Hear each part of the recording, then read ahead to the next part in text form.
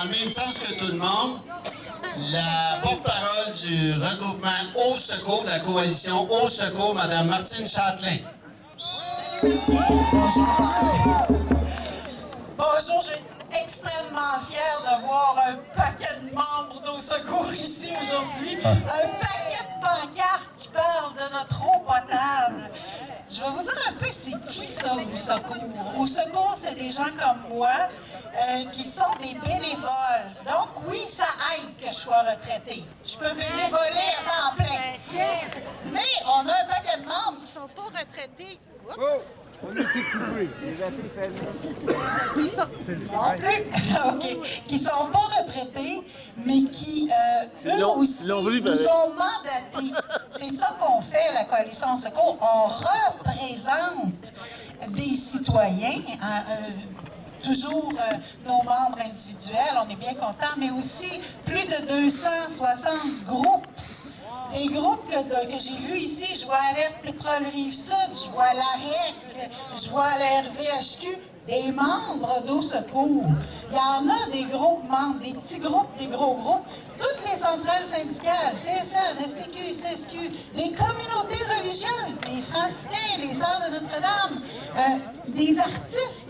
88 artistes qui ont décidé que c'était important de sauver l'eau au Québec et qui ont mis leur notoriété au service de la cause de l'eau et qui nous aident bénévolement pour faire ça. Donc, un paquet de bénévoles encadrés par une certaine...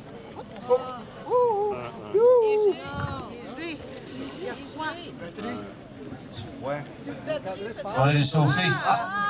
Merci, c'est toi qui as la touche magique. Il y a la chaleur. Il y a la chaleur. Et puis tous ces gens-là, ils veulent. Je pense que je bouge. C'est celui-là.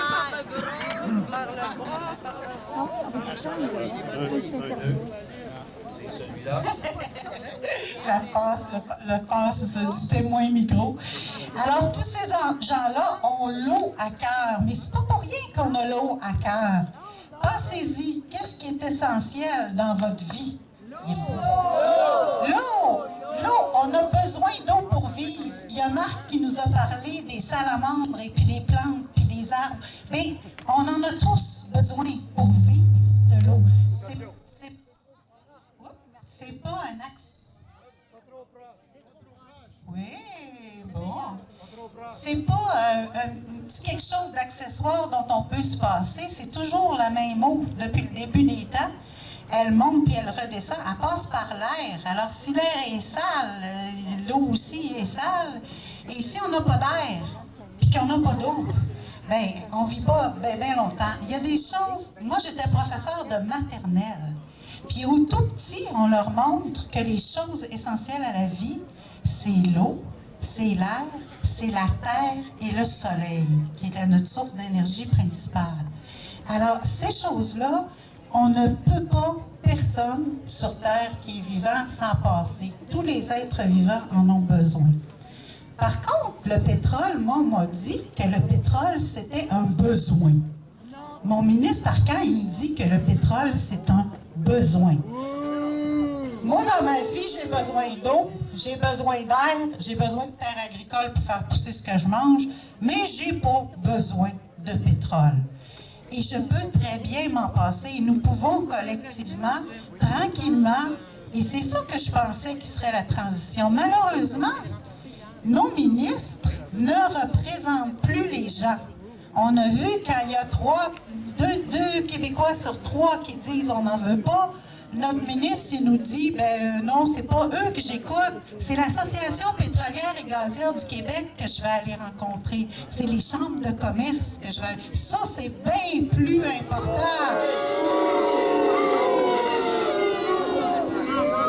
Puis l'eau, là, l'eau, dans le fond, là, notre ministre Arcan, c'est pas lui qui serait supposé s'occuper de ça, ça serait supposé être M. Hurtel. L'avez-vous entendu quelque part, M. Hurtel, ces temps-ci? Où est-ce qu'il est? En arrière? Il est caché en arrière, M. Arcan. Peut-être qu'on ne l'a pas vu passer.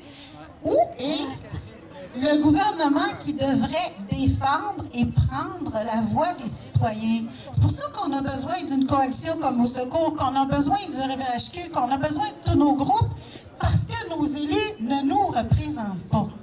Et par contre, c'est pas eux qui sont tenus de gérer l'eau. À part de ça, ils ont trouvé une belle passe-passe. C'est les municipalités.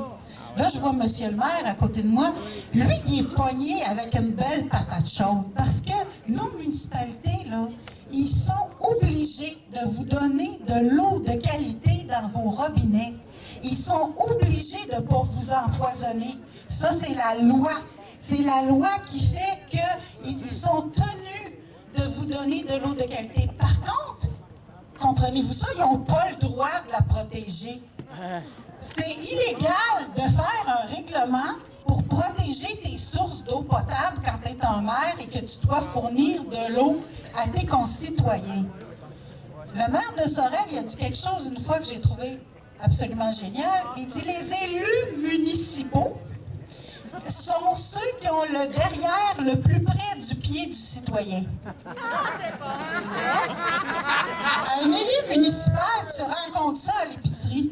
Tu rencontres ça sur la rue, puis c'est parlable, un élu municipal. Un élu municipal, il sait que ça va aller très mal aux prochaines élections s'il n'est pas capable de donner de l'eau qui a du bon sens dans le robinet des gens. Bien, nos élus municipaux, ils perdent leurs droits avec cette loi-là. Donc, nos meilleurs représentants, nos plus proches de notre pied, bien, ils ne peuvent même plus défendre l'eau. Nous, on ne peut pas, on n'a pas de voix. Le ministre, il rencontre juste des chambres de commerce et des associations pétrolières et gazières. Et puis la mafia, de temps en temps. Oui, ça se peut, c'est possible. Je ne sais pas, moi, je suis pas assez proche de lui pour savoir ça. Mais ce que je sais, c'est qu'il n'est pas là pour défendre l'eau, l'air, les terres et les énergies douces. En ce moment, il est là pour défendre la caisse du parti et qu'elle soit bien garnie par les gens qui payent. Et nous, malheureusement, on ne peut pas payer. On ne peut pas payer. On veut pas, oui, je suis bien d'accord. On veut pas. Ce qu'on veut, c'est qu'on ait des représentants qui nous représentent. Est-ce que c'est trop demandé? Des élus qui prennent la part des gens. Nous, notre coalition s'appelle la Coalition québécoise pour une gestion responsable de l'eau. Puis on fait de l'éducation dans les écoles, mais je pense qu'on va aller faire de l'éducation au Parlement. Parce qu'il y a un paquet d'élus qui ne savent pas comment ça marche. Est-ce que vous allez venir avec nous autres? Alors, l'eau, notre principal trésor, va être, on le sait, des puits de gaz de schiste, 100 000 litres d'eau par fracturation, une dizaine de fracturations par puits, et puis des centaines de puits qui doivent être prévus pour que ça fonctionne. On le sait, on s'est battu pour ça il y a quelques années. Là, ils nous ont endormis pendant quelques années en espérant qu'on ne se réveillerait pas. À voir ça aujourd'hui, je pense qu'on est réveillés. Êtes-vous prêts à repartir pour dire que la fracturation hydraulique, là, prendre de l'eau pour envoyer ça sous terre à des milliers de litres, où c'est qu'on va la prendre? Est-ce qu'on en a assez? Si on n'en a pas assez, qui va en manquer une fois qu'on va en manquer? Parce que si on fait comme la Pennsylvanie, si on fait comme le Texas, si on fait comme les provinces de l'Ouest canadiennes qui l'ont fait, on va se retrouver avec des problèmes de microsismie. Ça, c'est des petits mini-tremblements de terre parce que la terre s'affaisse. De l'eau dont on ne saura pas quoi faire, parce qu'en ce moment, il n'y a aucune de nos usines d'épuration de l'eau qui peut épurer de l'eau de fracturation de puits. On va la mettre tout sous terre. Sous terre, on a parlé d'un cycle. Elle va être soustraite au cycle de l'eau, donc, quelque part, on va finir par en manquer. Et au Québec, il n'y a aucun mécanisme de hiérarchisation de qui doit en avoir si on en manque. Le seul mécanisme qu'on a, c'était la loi des mines qui disait, en cas de pénurie, la mine a le droit à l'eau avant le citoyen. Trouvez-vous ça normal, vous autres? Non! On va copier la loi des mines. Oui. Et ça, c'est un grave problème. La technique de l'eau, quand tu creuses un puits, faites un trou chez vous. S'il pleut, où c'est qu'elle va aller, l'eau? Dans le trou. Dans le trou. Et puis là, tout ce qui vient avec aussi va aller dans le trou. Donc, quand on nous dit que ça va faire des fissures, mais que ça va s'arrêter avant d'être rendu à notre nappe phréatique, on les croit pas. C'est pas ça qui est arrivé. S'il y a des pipelines qui coulent, puis que ça s'en va dans nos cours d'eau, là, on l'a vu, à Mégantic, c'était un grave accident, puis il y a eu du déversement. Il y a eu un petit déversement de rien à Longueuil. Il y a eu des jours d'attente pour avoir de l'eau. En ce moment, à Mégantic, il y a encore du pétrole dans l'eau. À Kalamazoo, ils sont encore, après des années, pas d'eau potable pour 350 000 personnes de cette région-là. Est-ce qu'on a le luxe de se payer ça? Non! On nous parle d'argent, mais qui va faire l'argent? Est-ce que c'est vous qui allez faire de l'argent? Non, moi je ne ferai pas d'argent avec ça. Par contre, est-ce que c'est vous qui allez payer si les rivières sont polluées? Oui! Si votre puits chez vous est contaminé, ça va être vos frais à vous, ça va être nos frais collectifs. J'ai vu un très beau film, je finis là-dessus, Jacques. J'ai vu un très beau film qui s'appelle Gazland 1. C'était très bon.